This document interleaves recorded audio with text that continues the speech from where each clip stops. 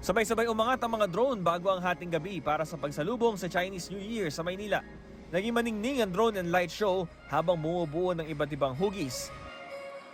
Gaya ng mala billboard na logo ng lungsod ng Maynila at ang Year of the Horse ngayong 2026.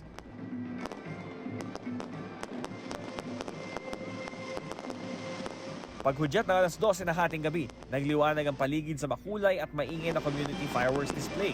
Tanaw na tanaw ang mga pailaw mula sa mga tulay ng Ilog Pasig sa Chinatown. Sobrang ganda po.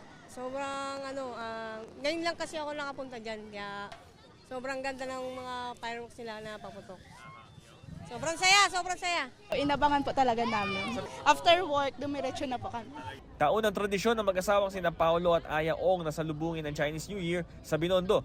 Bumiyahe pa sila mula San Jose del Monte, Bulacan para sa perfect attendance. Yearly ginagawa namin to kasi yung husband ko is Chinese po. May blood siya ng Chinese. And we drove here all the way from Bulacan just to witness the fireworks and yung drone.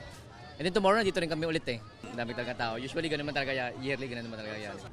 Maaga pa lang, nagtipon na mga tao sa Jones Bridge at maging sa Pasig River Esplanade para salubungin ang Chinese New Year. Para tiyakin ang kaligtasan sa lugar, nakabantay ang pulisya. Matapos ang fireworks display, nanatiling bukas ang mga ilaw ng Binondo sa magdamag. May ilang 24 oras din nagtinda ng mga pampaswerte tulad ng mga lucky palay at pinya na tig 50 pesos. Maliliit na pampaswerte panamuti na 3 for 100 pesos, malalaking pasabit na mula 300 pesos at prosperity basket na 700 pesos. Mabibili rin ang tikoy mula 75 hanggang 200 pesos, depende sa size.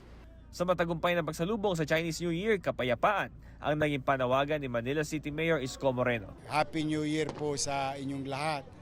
Ang wish ko, kanina nasabi ko na, I hope we'll find peace. We must seek peace because peace will create peace of mind and progress and opportunity to a person, to a family, to a community, to a city, and to the country, and to our neighboring countries.